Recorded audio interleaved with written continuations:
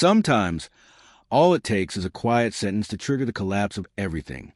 This story didn't start with a fight or betrayal. It started with honesty, but it ended with a kind of heartbreak that doesn't announce itself with yelling or slamming doors. Just a quiet, irreversible end. I'm not happy. Those 3 words had been on the tip of my tongue for weeks. I finally said them one ordinary evening as we sat eating takeout on the couch we'd shared for 4 years. Ethan didn't even glance up from his phone. He gave a half-hearted nod and mumbled, "Then go be happy without me." That was it. No concern. No questions. Not even a flicker of surprise. Just a brush-off, like my unhappiness was a mild inconvenience interrupting his TikTok scroll. I froze, chopstick still in hand, unsure he'd even registered what I said. So I repeated it, slower, clearer this time. "Ethan, I mean it. I'm not happy. I feel unloved. You barely speak to me unless I speak first. You feel distant, like a stranger." He didn't even pause. Just let out a laugh, dry, tired. "Cool. You said what you needed to say. Want a trophy or something?" That moment shattered something inside me. We'd spent 6 years together. Survived college, crappy apartments, and soul-crushing jobs. I'd stood by him when he lost his job and spiraled into depression. I held space for his healing, reminded him who he was when he forgot. I thought love was about weathering storms together. But the man sitting beside me wasn't the man who once danced with me in our kitchen at midnight or cried in my arms when life got too heavy. He wasn't cruel, just indifferent, and that hurt more than anger ever could. That night, I quietly packed a bag.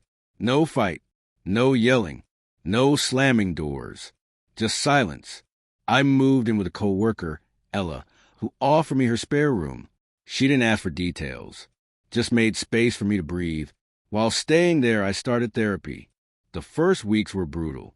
I cried in the shower, stared at my phone for hours, hoping Ethan would text something, anything, to show he noticed I was gone. He didn't. No apology, no message, nothing. I started questioning myself. Was I overreacting? Did I leave too soon? Claudia, my therapist, reminded me gently, "You didn't leave because of one night. You left because you were unseen for over a year." But the doubt lingered until something unexpected happened. I logged into our shared streaming account. Not out of spite, just force of habit.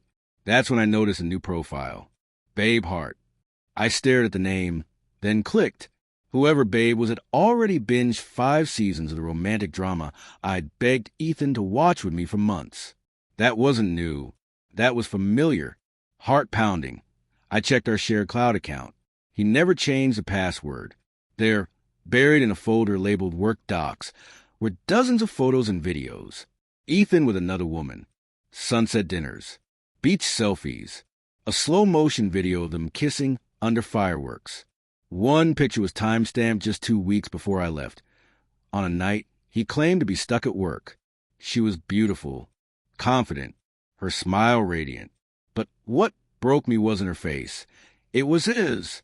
He looked happy, genuinely joyful, more alive than I'd seen him in years. And suddenly I understood. He didn't ignore me because he was distant. He ignored me because he'd already moved on. I didn't sugarcoat it. I texted, "How long were you seeing the woman? In the cloud folder?" He responded within a minute. "Wasn't cheating. You checked out way before I did. I just didn't want to argue." No denial. No remorse. Just blame. Like I was the one who gave up. I cried harder that night than I had during the breakup. But not because I missed him. I cried for all the love I gave to someone who saw me as replaceable. Ella held me as I sobbed. She whispered, "You left because you felt alone. Turns out he left you first." A week later, I saw it on social media. Ethan and Babe, her real name was Nicole, were engaged. My breath caught reading the caption under their glowing photo. Sometimes the wrong love has to leave to make room for the right one. He proposed less than a month after I left. At first, I told myself Nicole must not have known he was still living with me, that maybe she was innocent in all of this. But then I saw another post, a cozy picture of them on our couch, my throw pillow in the background. Dated 2 weeks before I moved out. She knew. I could have gone full revenge. Burned bridges. Exposed every detail. But I didn't. Instead, I posted a single photo, one Ethan had taken of me on my 30th birthday. I looked vibrant, hopeful, in love. The caption, hard to believe I was planning a wedding with someone who was planning one with someone else. Here's to choosing peace over pretending. The response was overwhelming. Friends messaged me in disbelief. Some had seen him with her, but didn't want to get involved. Others just hadn't known. And then came Nicole's message. You should have let him go instead of clinging to something dead. He didn't love you anymore. Get over it. I didn't reply. I didn't have to. I screenshotted it and forwarded it to Ethan's mother, who always liked me more than she ever let on. Let's just say the engagement celebration didn't go quite as planned after that. Leaving was the hardest thing I've ever done. But sometimes, choosing yourself feels like breaking. Only later do you realize you weren't breaking. You were shedding the weight of a lie. And that's how I finally set myself free.